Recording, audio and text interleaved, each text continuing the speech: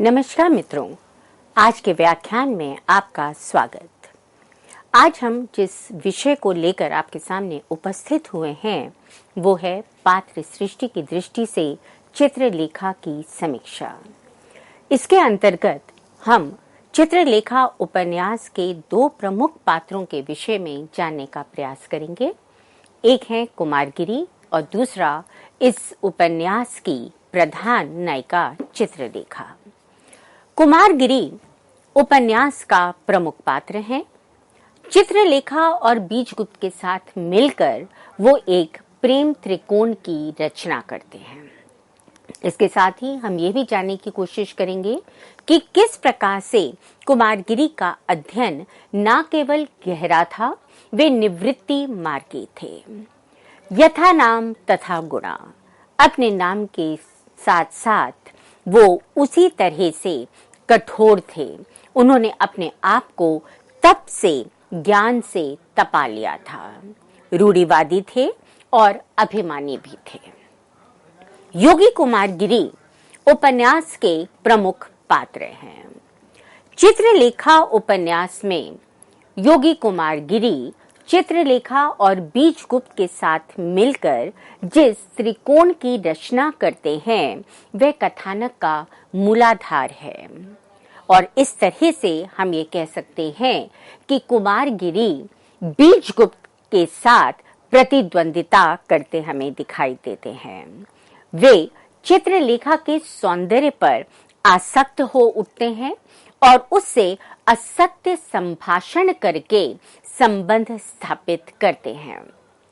कथांत में हम ये देखते हैं कि किस तरह से कुमारगिरी अपने उच्चादर्शों से स्खलित हो जाते हैं और चित्रलेखा के साथ रागात्मक संबंध बनाना चाहते हैं।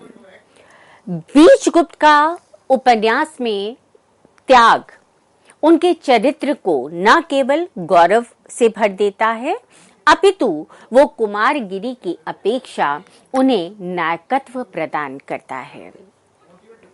अपने उपन्यास में भगवती चरण वर्मा ने प्रारंभ में कुमारगिरी का विस्तृत परिचय दिया है।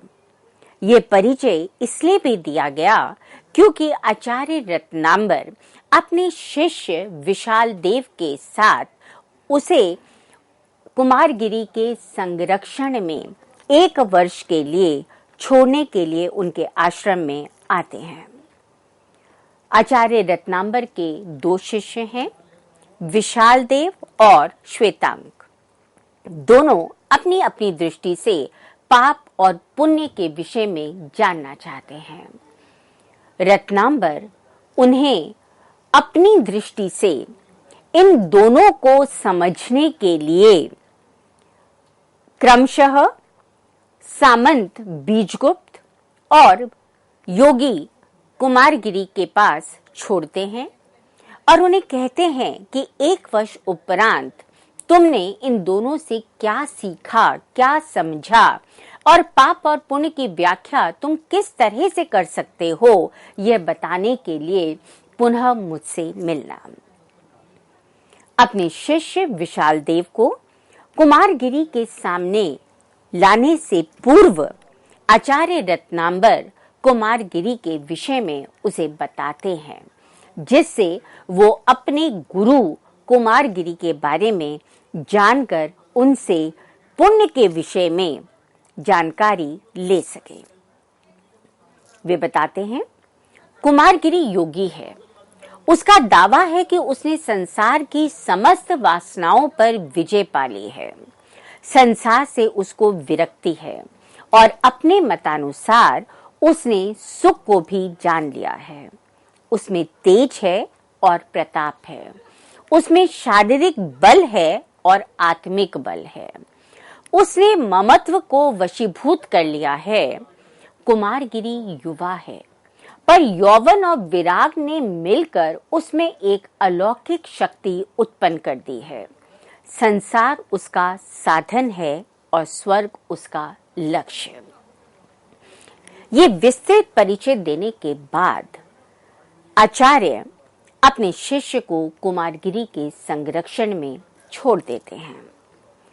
कुमारगिरी सिद्ध पुरुषों की भांति कोलाहल से, जनरव से अपने आप को दूर रखता है, निवृत्ति मार्गी है। अतः निर्जन में आश्रम बनाकर वे अपने विचार, कल्पना, साधना, समाधि में निरंतर लीन रहता है। उसने अपनी वासनाओं को, अपनी इच्छाओं को इतना वशीभूत कर लिया है कि कोई भी आकर्षण, कोई भी इच्छा, कोई भी सौंदर्य उस पर अपना प्रभाव अंकित नहीं कर पाता। शरीर को कठोर तपस्या में तपाने पर उसे ऐसा लगता है मानो स्वर्ग की शीतलता उसे प्राप्त हो गई है। उसकी उक्ति है, आत्मविस्मृति और कल्पना की सजीवता का भ्रम, इन दोनों में अजब मस्ती है। एक काल्पनिक चाह थी, एक काल्पनिक तृप्ति भी वहीं पर थी।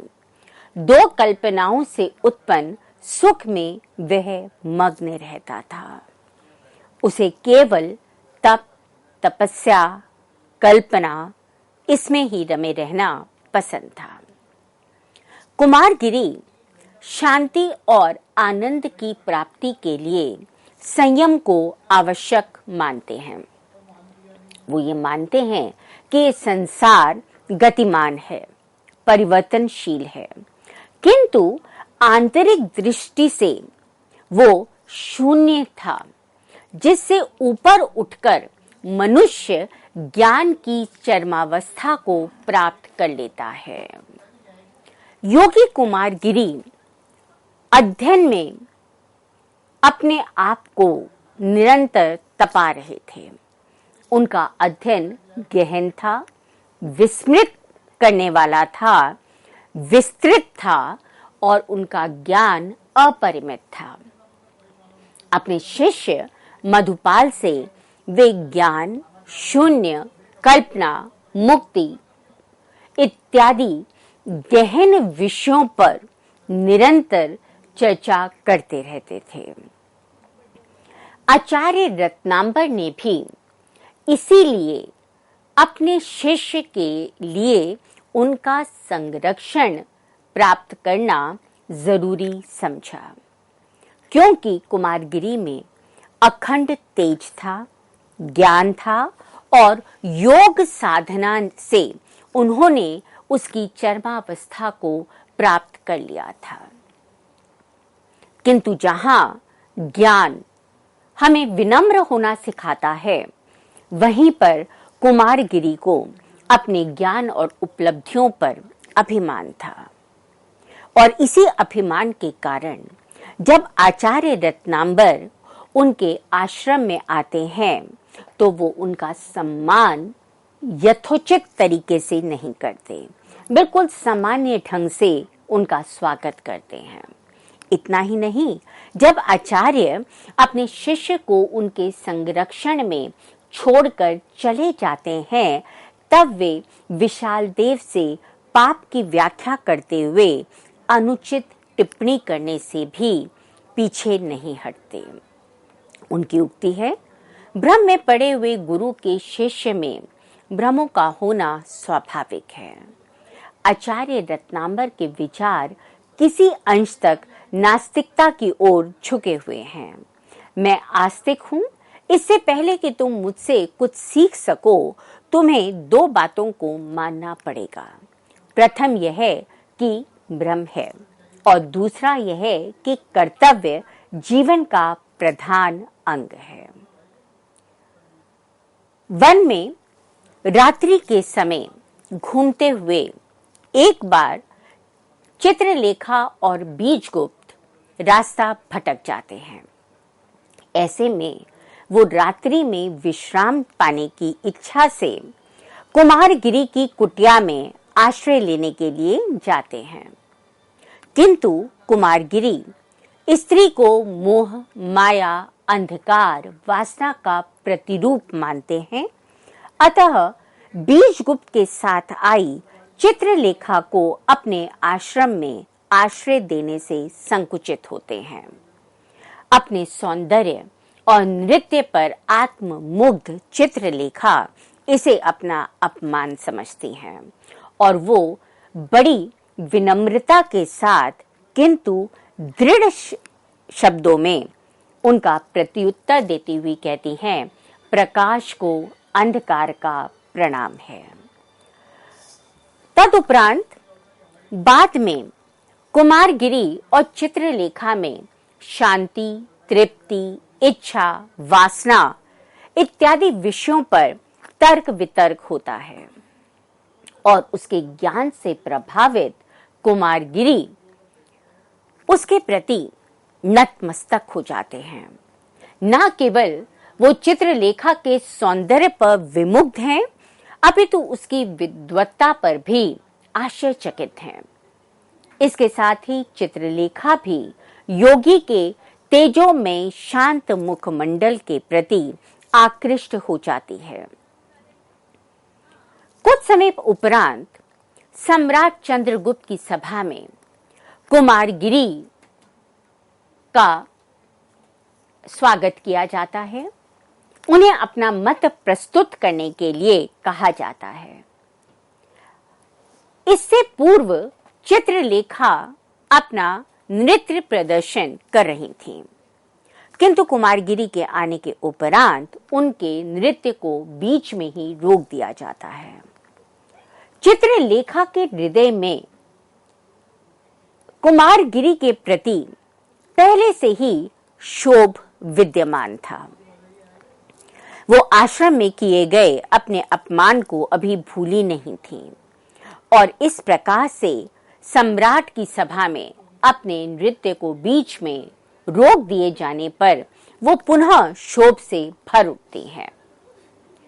कुमार अपने आत्मशक्ति के बल पर भरी सभा के सम्मुख सत्य, कल्पना, ईश्वर का रूप प्रस्तुत करके एक अद्भुत रहस्य लोक का निर्माण करते हैं और बाकी सभी लोग जो सभा में उपस्थित थे वो उनके माया जाल में, रहस्य लोक में, इंद्रजाल से प्रभावित हो जाते हैं।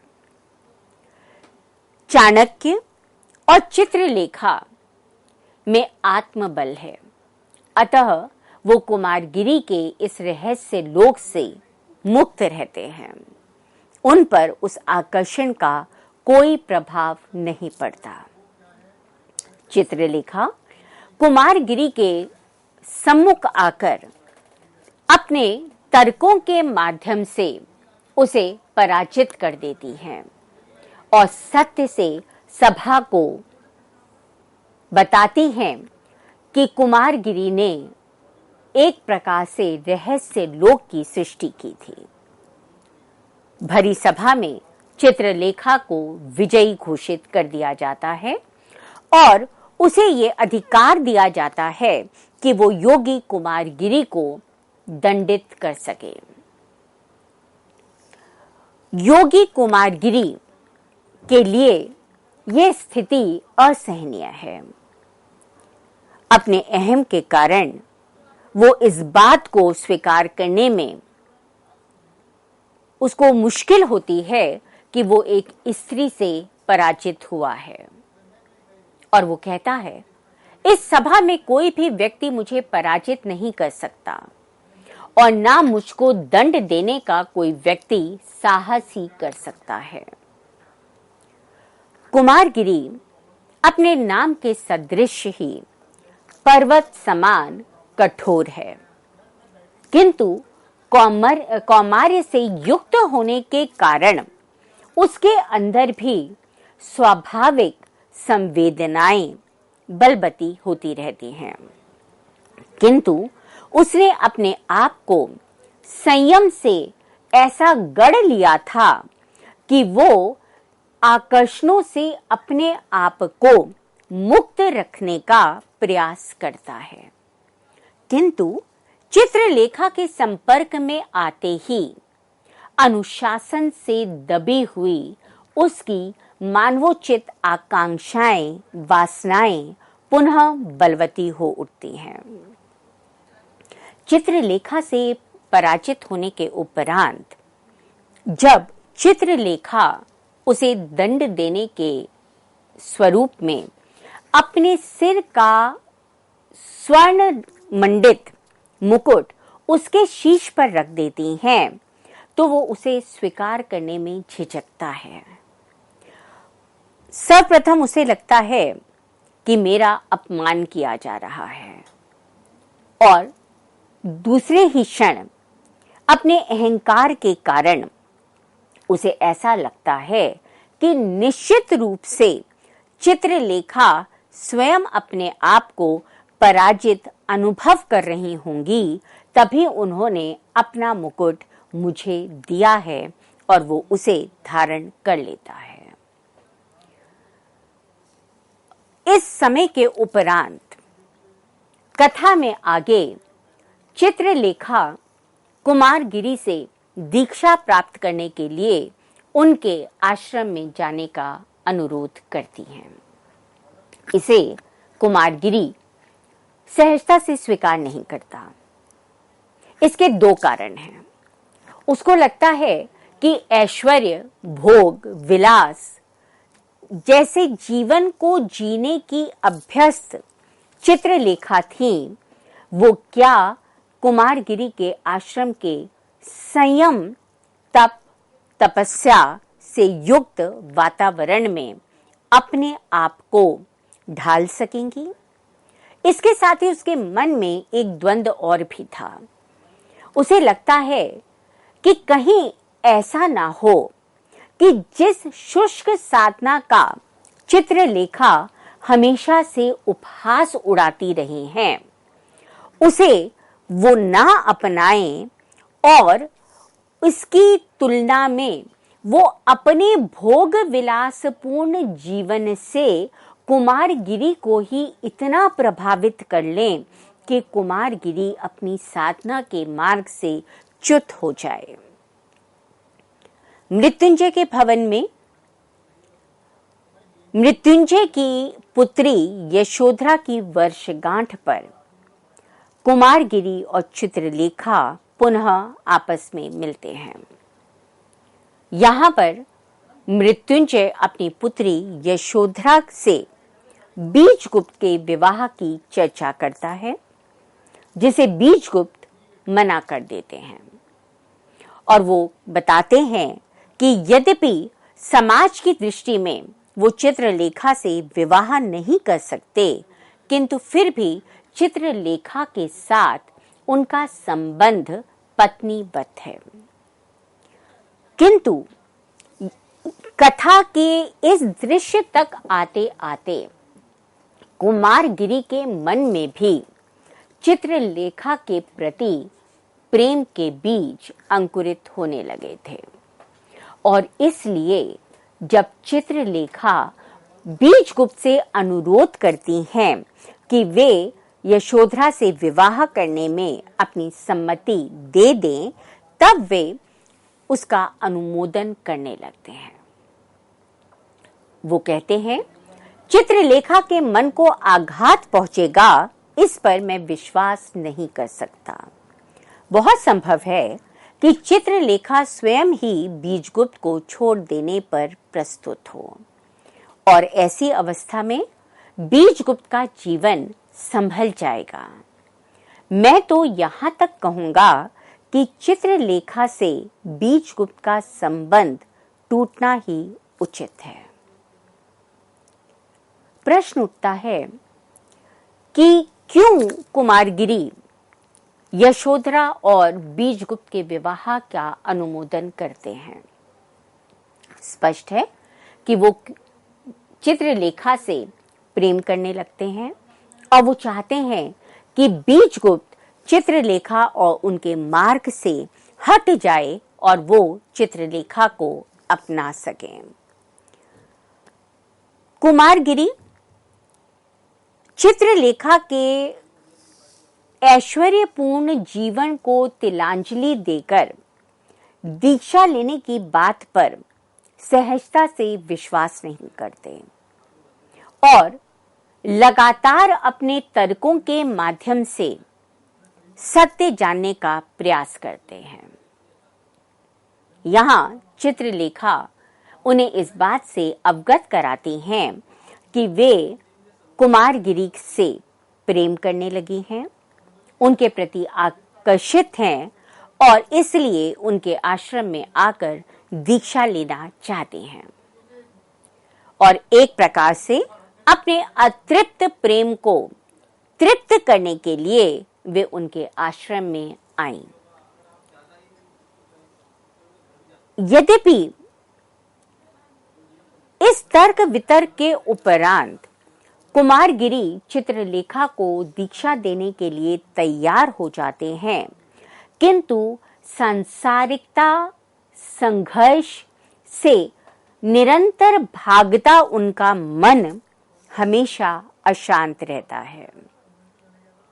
भगवती चरण वर्मा का स्वयं का जीवन भी निरंतर संघर्षों से भरा हुआ था। तद्विषयक उनकी उक्ति है, नियति ने मुझे भटकाया बहुत, लेकिन उसने मुझे अपने को खो देने का अवसर नहीं दिया। भारी सुख सुविधा में अपने को खो देना मैंने जाना ही नहीं। आगे वो लिखते हैं, मेरा रास्ता तो अत्यंत संकरा, घुमावदार, कांटों से भरा हुआ अवश्य था, लेकिन वह साफ साफ मेरे सामने रहा है। उस रास्ते से हटने का कोई स्पष्ट प्रलोभन नहीं था मेरे सामने। कुमारगिरी रूढ़िवादी हैं। उनमें ईश्वरीय आदेश के अनुसार आचरण करने की हमें दृढ़ता दिखाई देती है। जब चित्रलेखा उनके आश्रम में आश्रय लेने के लिए आती हैं, तब वे अपने शिष्य विशाल देव से उनके लिए एक पृथक कुटिया बनाने का आदेश देते हैं। विशाल देव क्योंकि उनके संरक्षण में रहता है, उनकी हर गतिविधि से परिचित है, इसलिए वो व्यंग से मुस्कुरा देता है। विगत में वो चित्रलेखा और कुमारगिरी को आपत्तिजनक मुद्रा में देख चुका था। अपने शिष्य के आगे अपने आप को आदर्श प्रस्तुत करने की चाह में कुमारगिरी आक्रोश से भर उठते हैं। वो चाहते हैं कि वो अपने इस स्खलित रूप का